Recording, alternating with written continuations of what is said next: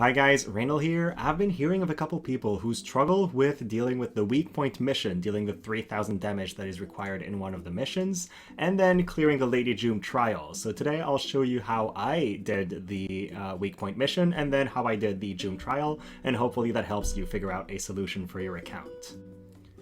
First off, if you want to reach a high amount of damage, there's two things you should do with your Lucio that every account can do. It's not something that's limited behind having the right stuff, and it's just raising your bravery and your resonance. Bravery as a stat increases your physical damage dealt, so if you have it lower than 97, which is the cap you can get in between fights, you're basically losing out on a lot of damage. Now if you want to learn how to raise your bravery, I have a video for that, so just click, I'll have it in the description below, you can click on the link and watch that. But it's something you can do that's fairly simple and that provides you with a massive damage buff. The other thing is raising your affinity with whatever Esper you're going to bring. If you have an Esper at affinity 1 out of 10, you will get only 10% of their stats. So for example, if you're using Two-Headed Dragon, you would gain 14 attack instead of an entire 146. So if you take your unit with the Esper on the appropriate quest for a certain amount of times, you will get to max resonance and then get all their stats, and that also makes a huge difference, especially when your unit is only 99 and something like 146 attack is a huge gap for them. I also have a video for that in the description below, so if you are not familiar with unit resonance, you should go ahead and watch that. Now let's look at how I've equipped Lucio. In terms of Espers, I have decided to use Two-Headed Dragon because it provides me with light attack up nodes, and I figured whatever damage type I use with Lucio, light attack up will be relevant. Otherwise, if you don't have Two-Headed Dragon, you could go with Iron Giant, which is another pretty good option, or you could go just Pierce Attack and use the Pierce Attack mod ability to change his triple slash into a triple Pierce Attack using somebody like Golem or Titan. There's a bunch of options. I've personally leveled Resonance with Two-Headed Dragon, so that's what I'm going with. Then for Vision card, I have been trying to get as high of an attack as I could. So what I've personally used is the Rob Vision card, which provides attack up for light units. You could also use a card like Ifrit if you have it, which provides you with attack up for any element.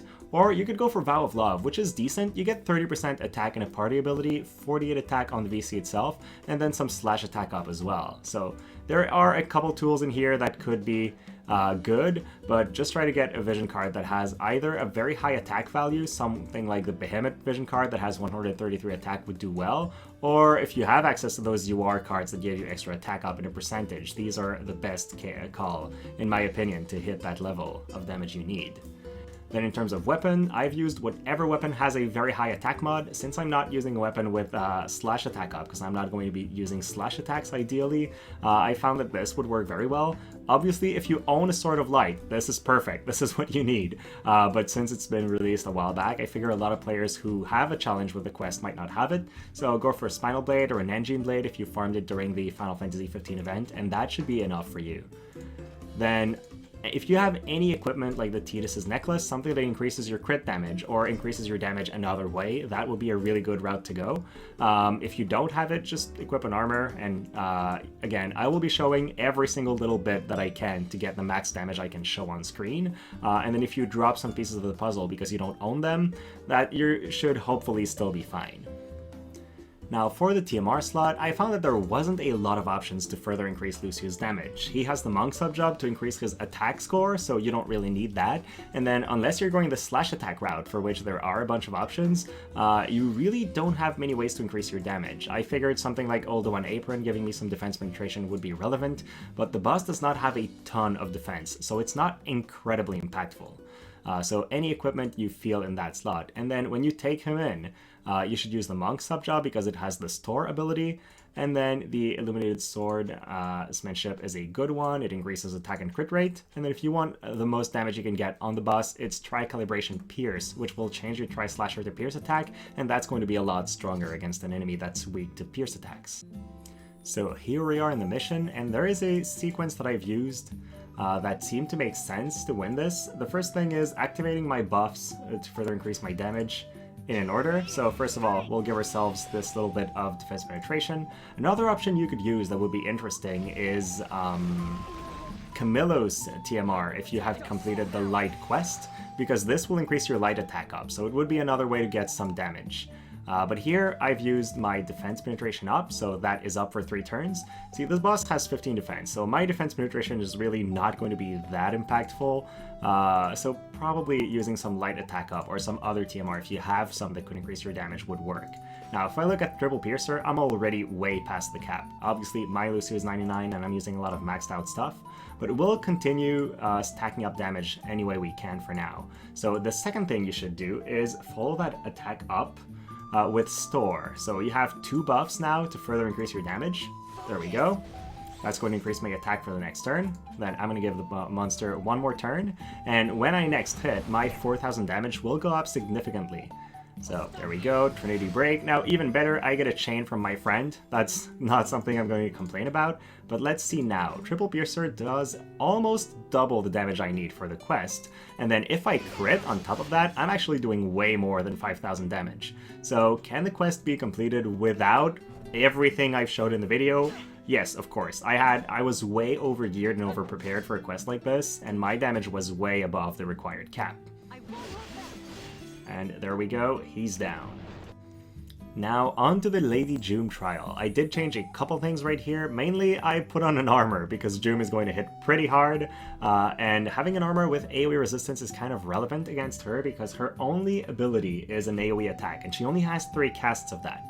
And this fight is all about surviving Jeume's abilities, and if you can do that, you'll eventually get her, because her basic attacks don't hit that hard. Jeume does not have any slash resistance penetration, and she only uses slash attack, so if you really struggle, you could go and use an Esper like Odin, go all into slash resistance, or Siren and go all into slash resistance, put a slash resistance piece of gear, and then just mitigate her damage a ton, and hopefully with that you will be able to beat her. I won't be going this long route, because I find that with the stats I have, I really don't need to, but the Paladin sub-job is very important. It gives him access to a physical barrier for a couple hits, and that makes a huge difference in the fight.